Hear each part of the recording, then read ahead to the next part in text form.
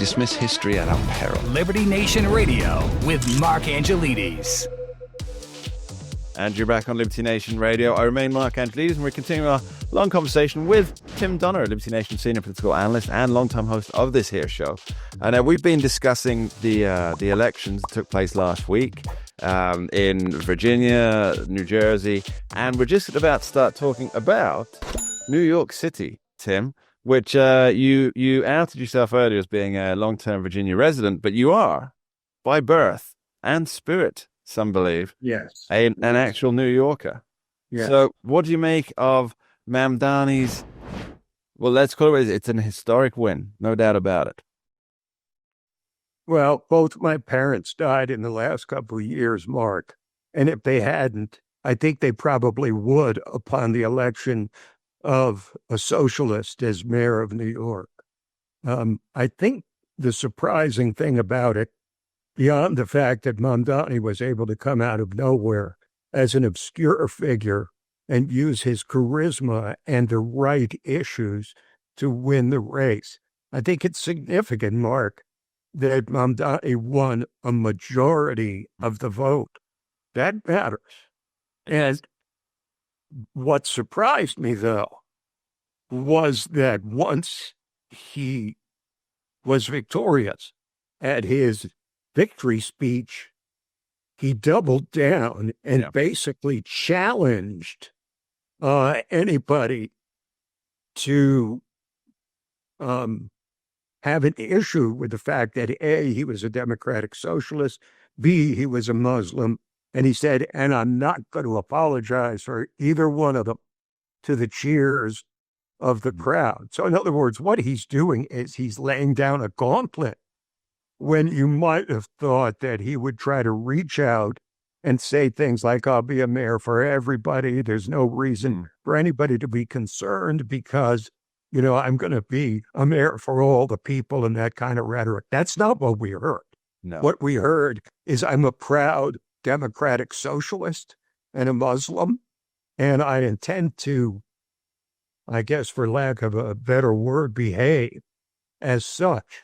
And so I think, let's put it this way, I think the exodus out of New York is beginning immediately, right now, because businesses and people of means are not going to wait around to see how much more money he's going to confiscate, how he's going to affect public safety, how he's going to run up even larger deficits than the city already has. It has the potential to be a true nightmare for New Yorkers. But at the same time, I think Republicans, and I think it's a cynical view, but there are many Republicans who said, I hope he does win, because then he'll ruin the city and people will see that the Democratic Party has gone off the deep end and they'll get routed in the midterms.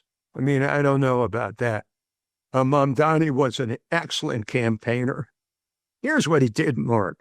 He identified the real issues facing New York, which was the cost of living, affordability, the cost of food, the cost of housing. He identified the problems much better than any Democrat had in quite some time. Of course, the solutions are toxic. They're the worst possible solutions, which are socialism, raising taxes, basically seizing the means of production. Sir, sir, we have a fire over here. Can you help us put it out? Sure, here's some gasoline. Yeah, I mean, pretty much. And so, you know, Mamdani, he campaigned extremely well, but there's no indication that he knows how to govern.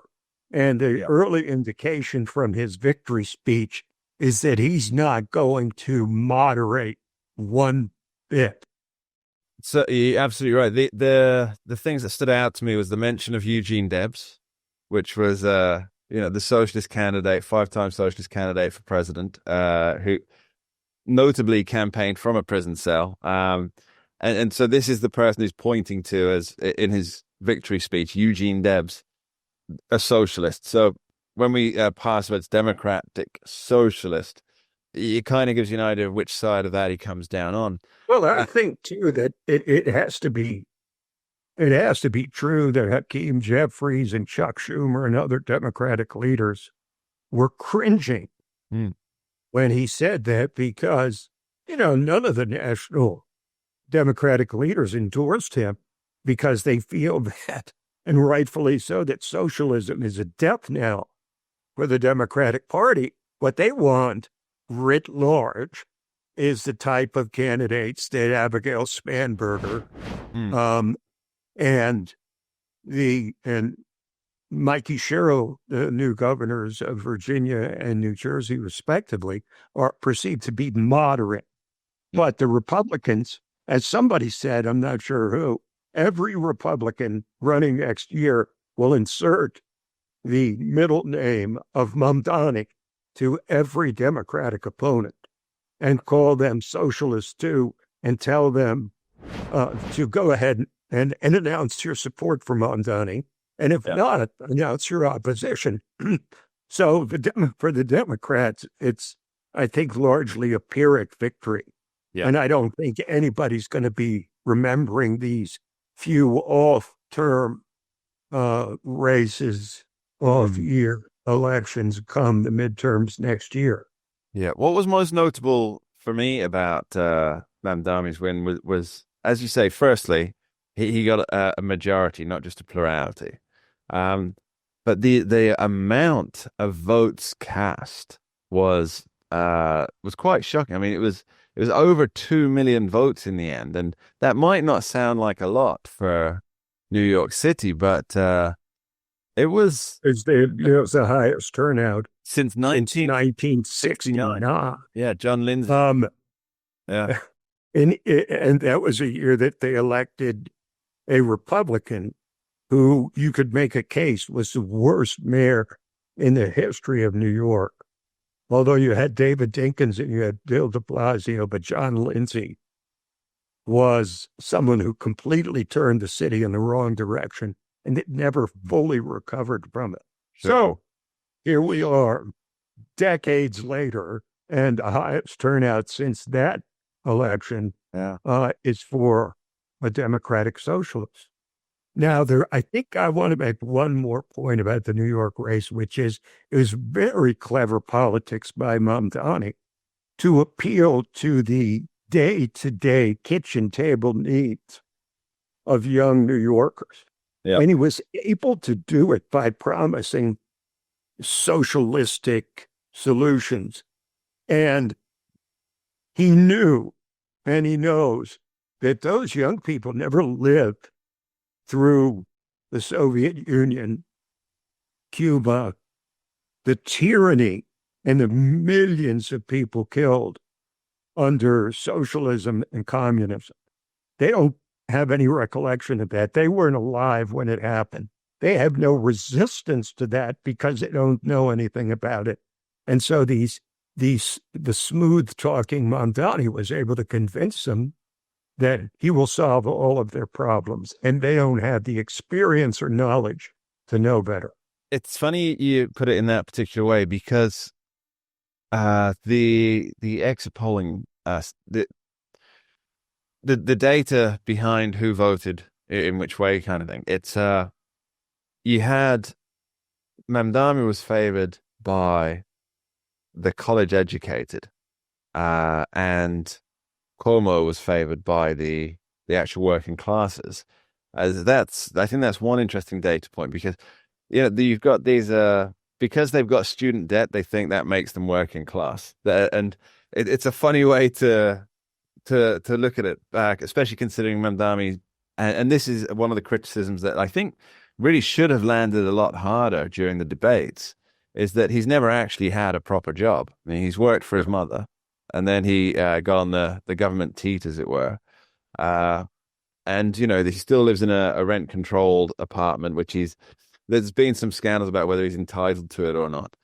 But this is somebody who's never built anything other than a campaign and perhaps a movement. We'll find that out in the future.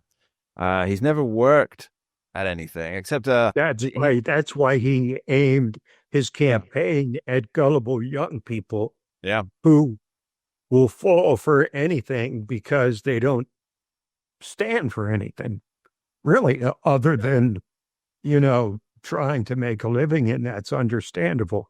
But they don't have the depth to understand what they've just done. And it's the goose that laid the golden egg has now been killed. And I think we're going to see, I use the word exodus, and I think that's the appropriate word for what's going to happen in New York, an exodus out of there to, to the south, largely to Florida, to Texas, to Arizona, the other places. You can already see how many seats the Democrats are going to lose come 2030 because people are abandoning the North in favor of the South. And there's going to be probably a good 12 new Republican congressional seats come 2030 on top of any that may occur with this midterm gerrymandering that's going on, which was approved. Absolutely, yeah. Well, by a landslide, right? It's over 60% on that. Yeah. Now, we're going to talk about what the future holds for both political parties in the wake of this week's elections after this short break. Don't go anywhere. We dismiss history at our peril. Liberty Nation Radio with Mark Angelides.